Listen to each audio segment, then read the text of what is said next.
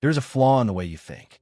Not occasionally, not under unusual stress, but constantly, reliably, and invisibly. You know it exists because you can see it clearly in other people. The colleague who blames every failure on circumstance, but credits every success to their own talent. The friend who gives sharp, accurate advice about your life while making the same mistakes in their own. The person in an argument who seems genuinely incapable of considering that they might be wrong. You watch these patterns and feel a quiet certainty that you're not like that. That certainty is the flaw. That exact feeling of immunity is the thing you should be most suspicious of. Psychologists call it the blind spot bias, and it is one of the most documented and least recognized tendencies in human cognition. It refers to the specific inability people have to detect their own cognitive biases, even when they're fully aware that biases exist and can identify them readily in others. The name comes from the optical blind spot, the small area of your visual field where the optic nerve connects to the retina, leaving a gap in perception that the brain fills in automatically without your awareness. You don't see the gap. You see a completed picture. The blind spot bias works the same way. You don't see where your thinking has gaps. You see a complete, coherent, and seemingly accurate view of reality. The research is striking. Studies show that the vast majority of people rate themselves as less biased than the average person, which is logically impossible. When researchers ask people to evaluate their susceptibility to specific cognitive biases, most describe themselves as above average in rationality and objectivity. When then shown evidence of their own biased reasoning in experimental tasks, many people explain it away rather than acknowledge it. The awareness of bias as a concept does almost nothing to reduce its actual influence in practice. Knowing that biases exist does not mean you can see them operating in yourself. One reason for this is the fundamental difference between how you understand yourself and how you understand others.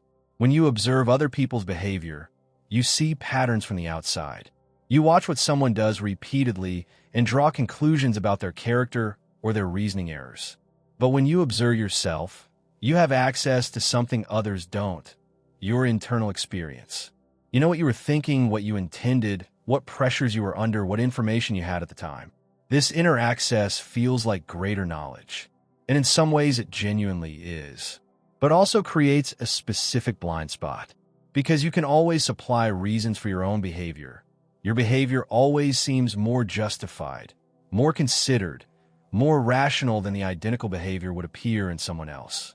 Researchers call this asymmetry the introspection illusion. You believe you can examine your own mental processes and accurately report them. But large bodies of research suggest that introspection is far less reliable than it feels. The mental processes that actually drive your behavior are mostly unconscious.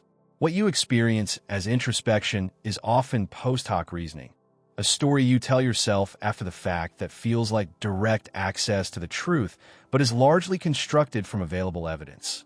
You are, in a real sense, not reporting your thinking. You are narrating it. This creates a compounding problem.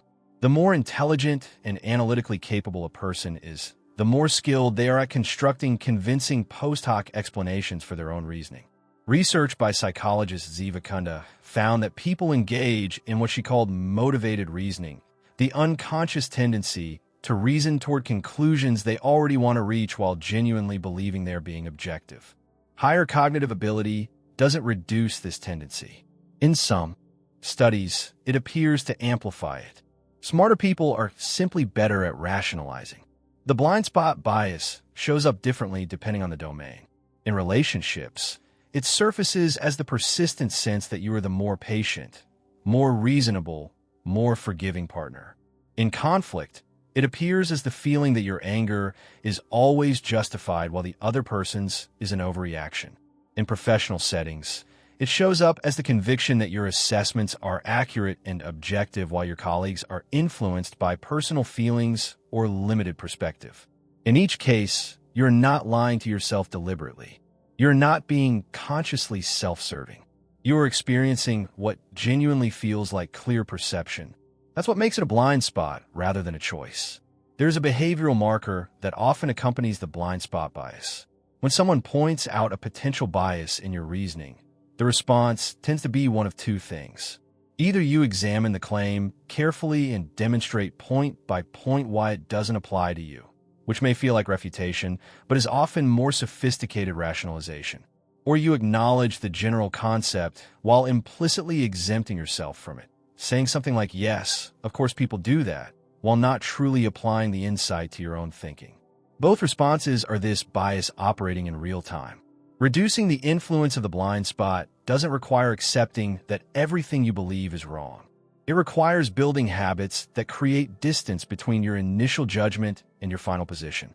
The most reliable method researchers have found is not introspection, but perspective taking, specifically the deliberate practice of articulating the strongest possible version of the opposing view before defending your own. Not a strawman, not a dismissive summary.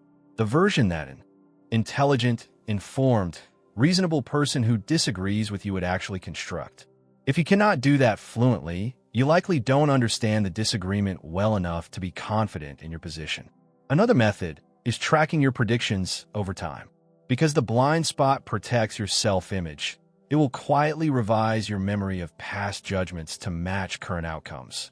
If you wrote down what you expected before the outcome was known, you create a record the bias cannot touch. Over time, patterns in your errors become visible in a way that introspection alone would never reveal. The bias will not disappear. No intervention makes it disappear entirely. But the people who navigate it best share something in common.